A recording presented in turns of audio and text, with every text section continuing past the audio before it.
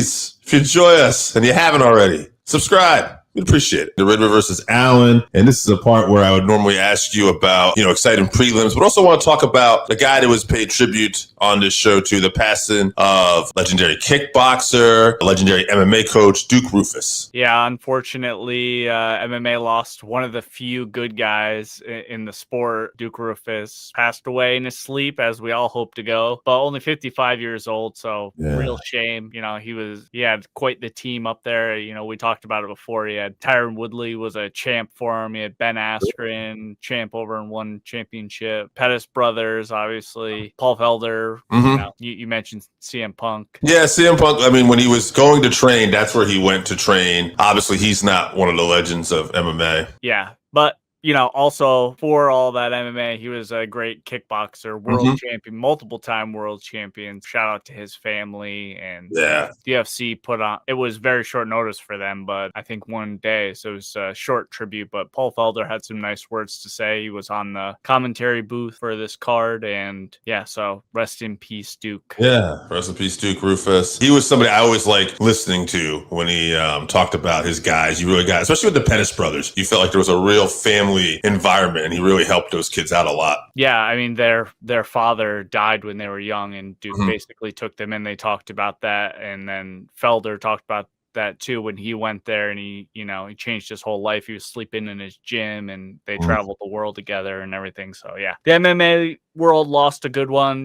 They're already a small number to begin with, so all respect to his family and all those fighters. Hard way to transition, but we'll get back to the fights. Was there any other fights you talked about after? I only saw the co in the main, and I understand there was a lot of good prelim fights on this show. This prelim card was as good as any prelim card I've ever seen. It was phenomenal top to bottom. We're not going to go over the whole thing because we already have a lot to go on in the show, but there was also quite a bit of controversy, as we've been seeing a lot lately, but I'm probably going to go out of order here. But Kyle Prepolek versus Drew Dober. Dober got a TKO in round 3 after losing a point for multiple groin shots. Obviously not on purpose. Drew's not that fighter, but it did happen, and Kyle was hurt. He had to take the full 5 minutes and then ended up getting KO'd. So, and also, we'll just keep this mood going on, unfortunately. But Dober talked about in his post-fight press conference about going through a lot of issues, and one of the issues, unfortunately, was he lost a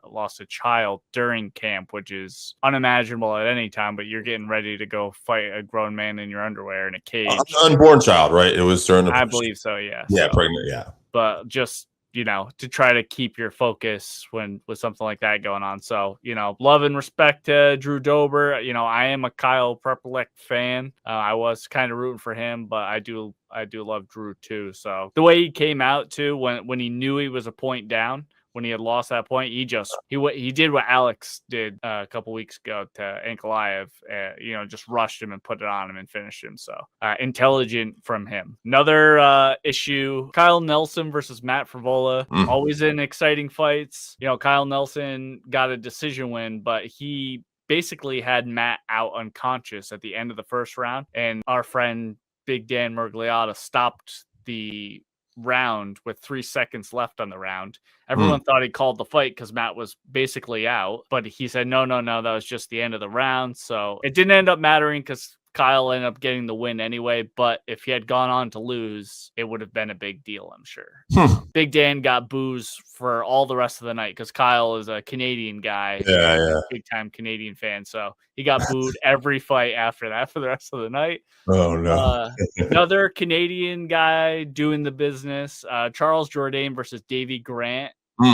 Jourdain locked on what is becoming a signature for him, a guillotine in round 1. It was a great performance. He was throwing these incredible flying knees, and he landed one that smashed Davey Grant's grill all up and bloodied him up bad, and then jumped on there and got that guillotine. So he's a pretty exciting one to keep an eye on down at bantamweight now. He was at featherweight and moved down to bantamweight. So good night for Team Canada. yeah, for sure. And then another Canadian guy got a win. Aiemann Zahabi gets a win over Marlon Vera in a split decision.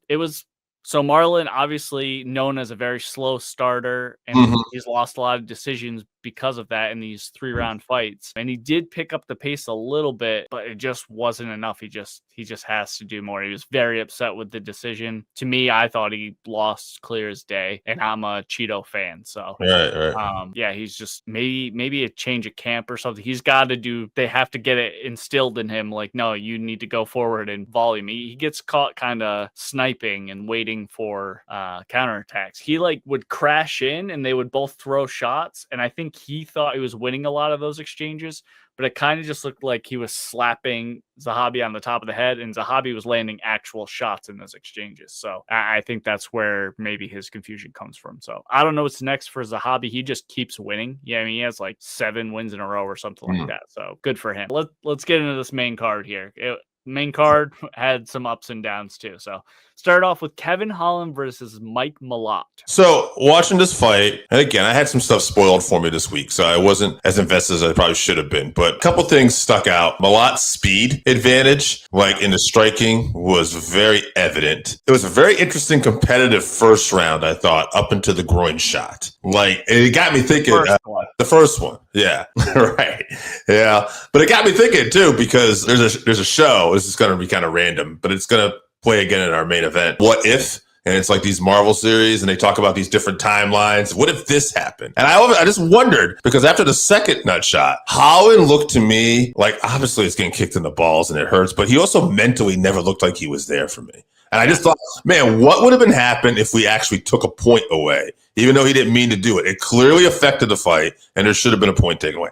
I'm not saying Holland wins. I'm not even telling you Holland's the better fighter. I saw Malott and I thought, okay, this guy's got some speed. This guy looks really good out here, and I'd like to see what's next for him. And yeah, that was my impression. He was just a better fighter, and I thought speed kills, but man, so does nut shots. And we could have probably done a little better with taking a point in that situation. Yeah, I mean, so the commentary team talked about this. The consistency in the reffing is just it's not there, because that exact thing happened in the Dober fight, and they took the point from Dober, but they didn't take it from Mike Malott. So you know, whether it was because it was in Canada and it was against the Canadian fighter this time, they talked maybe that has something to do with it, but it doesn't matter. I mean, we've talked about this before. Fucking cage grabs, eye pokes, groin strikes, take a point. It doesn't matter. It affects the fight.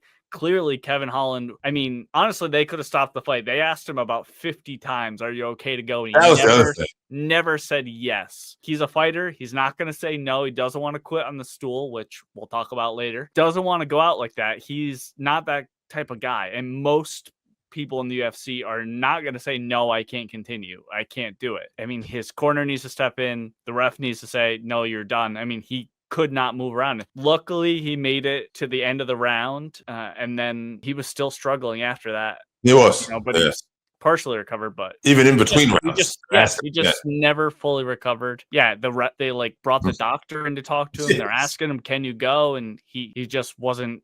And then they came in and told him like it was unintentional. You're going to lose by disqualification if you can't continue. Like it doesn't make any sense. It was a bad night for reffing. Nobody knows the fucking rules to this sport, even though it's their job. It is crazy. Yeah. And then Mike kept throwing the like inside leg kick or the teep kick. He didn't think he hit Holland in the groin. The ref said he heard it hit the cup. So like clearly he did. So I don't know. It was a nightmare of a fight. Sure. I guess it's a win for Mike Malott. He probably can beat Kevin Holland on any night, but it's a win on his record, but it is a freak thing. I don't think Kevin should feel too bad about it. I hope he's okay, because he was really struggling, but I don't think either guy's coming out of this with a lot of brownie points going forward in the rankings or anything. No, Kevin was like 15 going into this fight.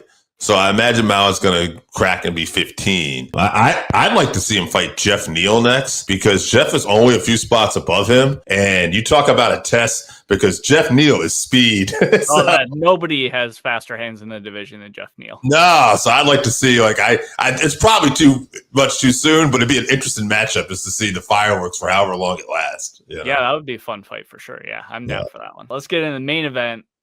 Reiner de Ridder versus Brennan Allen. Yeah, it's funny. I knew Allen, won this fight going into this, and I knew RDR quit on the stool in round 4, and he had enough and an exhaustion. And as I'm watching this, and this is where the what if thing was really popping in my head, was his first round. Because in his first round, RDR did take him down at one point, and he had a choke on him. It looked pretty solid. He had multiple choke on him. He had an arm triangle, and he had his back.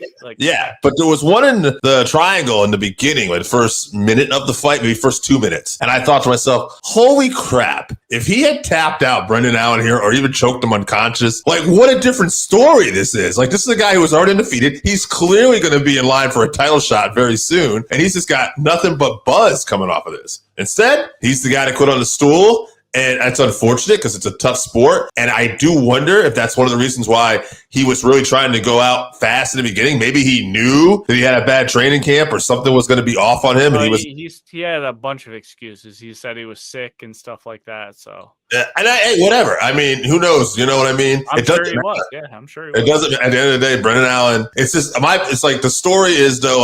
He's going to have to go way back to the drawing board, and he becomes one of those guys who's outside of UFC. Who, oh yeah, it's a different level of competition. But man, if it just been that 1 second earlier, this is a guy that would have been cooking. And well, whatever. At the end of the day, Brendan Allen though, complete fighter himself. We talk about all the time, and now Brendan Allen, once again, has a little momentum in his way, especially coming off the previous fight with a win over Marvin Vettori, and now this. So, yeah, he's a guy that could be, at some point, maybe looking at a title shot. I think he'll probably need another win, but good for him. Yeah, him and Sean Strickland, he had some good call outs, so I think that's a good one. But yeah, I mean, back to like you were saying, him getting out of that arm triangle choke, that was early while they're still dry too. So it's really hard to get out of those submissions when both guys are dry. And then the fact that, and I'm not, RDR quit on the stool, but I'm not calling him a quitter. He certainly gave everything he had. You could tell he just didn't have anything left. So I would not be surprised if he was really truly sick. And I saw some things where he also had some injuries and stuff. But he gave everything he had. He could barely get up off the mat at the end of the second and third round. So, and the funniest thing is Allen took this on relatively short notice. Right. It was 2 or 3 weeks or something. And he was the one that was really worried about having the gas tank to go and ended up just gutting it out. He always looked the fresher fighter. So, and not afraid to grapple with RDR, who we know how dangerous he is, did really well in a lot of those situations too. So it was a good look for Brendan Allen. That was exactly what I've been waiting to see from him. I think that, and he talked about it too, the new camp, going with Bilal all the time and dealing with Bilal. Bilal does not put on the most exciting fights, but he is very intelligent and he stays very safe in his fights. And that's what Brendan Allen needs. He needs just that little jump in the fight IQ, stay a little bit safer, and that can get him to the title. So I'd like to see that Sean Strickland won next, and then hopefully a title shot after that. I'd like to see DDP just because it's a fight we haven't seen, and I think you're right with Strickland, but I think DDP is just a little more interesting to me just because we haven't seen it. And if he wins that one too, I think he's getting a title shot. It makes sense for DDP too because he was dominated so much that he's gonna have to fight down to someone. Is gonna have to fight down the rankings quite a bit. So yeah. I'm down for that one too, for sure. That is a very tough matchup, very similar styles. With DDP being a bit wilder, but fun fights either way.